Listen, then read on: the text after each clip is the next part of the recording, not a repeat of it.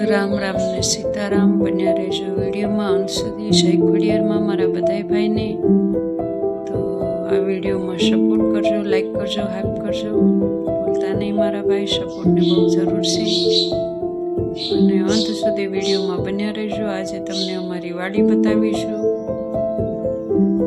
સરસ મજાના ઘઉં ઉગી ગયા છે, પાણી પણ પાઈ દીધું છે, ખાતર પણ નાખી દીધું છે, સરસ મજાના ખીલી રહ્યા છે અમારી વાડીએ ઘઉં। હવે આગળ આપણે બતાવીશું ધાણા અને લસણનો ચારો અને શાકભાજી અથવા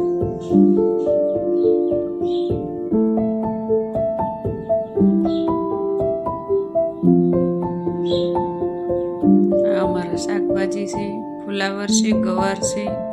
ગવાર પણ હજી ક્યાંક ક્યાંક દેખાય છે। ફુલાવર સરસ મજાનું થઈ ગયું છે। કોબીસ, ઉનાળુ રીંગણ, કોબીસ કેવી સરસ ખીલી ગઈ છે। બન્યા રહેજો વિડીયોમાં।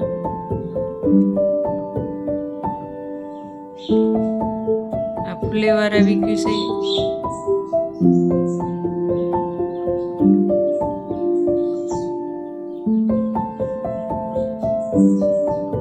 આગળ રીંગણના છોડવા દેખાઈ રહેશે, નાના નાના ઉનાળુ રીંગણ શાક ખાવા માટે જોઈએ ને આપણે।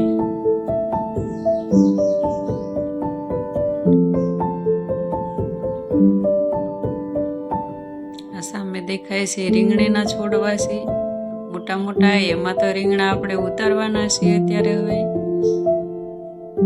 પહેલા તમને અમારી વાડી બતાવી દઉં, પછી શાકભાજી લઈ લઈએ।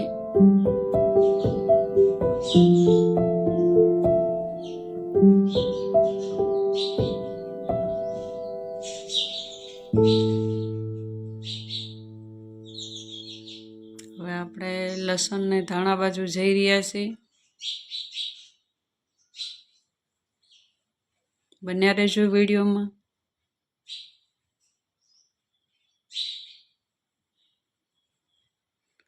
આ આપણા લસણ અને ધાણાના ચારા આવી ગયા છે। ધાણા પણ સરસ ફૂલમાં આવી ગયા છે અને લસણ પણ મજાનું ખીલી રહ્યું છે સરસ। તો વિડીયો ગમે તો લાઈક, શેર, કોમેન્ટ, હાઈપ કરતા રહેજો મારા ભાઈ। મારા ભાઈને બધાય ભાઈને જય ખોડિયારમાં। માં ભગવતી તમને હરપલ ખુશ રાખે મારા ભાઈ।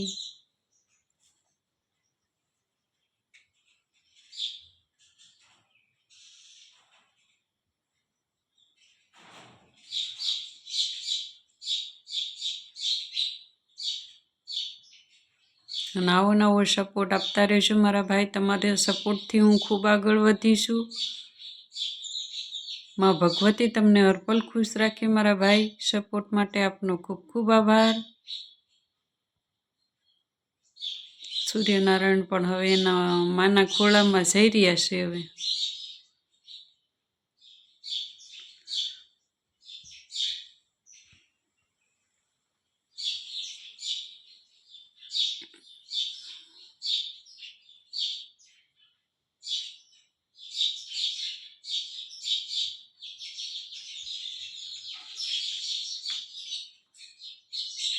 સામે અમારી ઓરડી છે, ત્યાં વાડીનું અમારો બધો સામાન મૂક્યો હોય ઓરડીમાં। બાજુમાં પણ ઓરડી છે, તમે જોઈ શકો મારા ભાઈ અમારી વાડીની કન્ડિશન।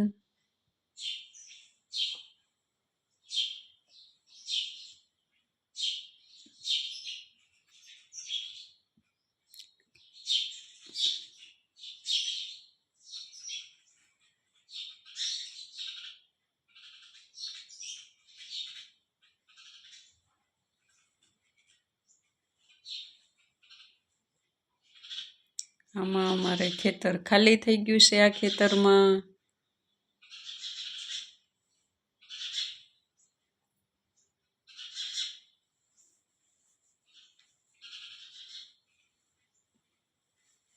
બગલા બેઠા છે સરસ મજાના।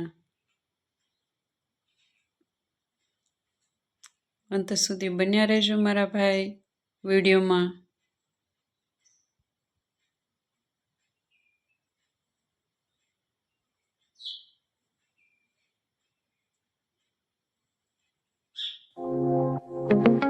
જય ખોડિયારમાં મારા ભાઈ.